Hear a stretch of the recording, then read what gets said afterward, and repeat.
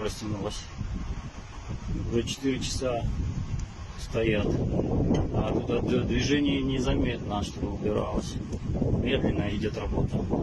Медленно вот идет эскаватор, там один работает. Хотя бы одну полосу надо расчистить, вот эту, чтобы люди успели, которые вон там в автобусах сидят, им у них самолет куда-то улетать, им надо, билеты горят. В общем, вот так.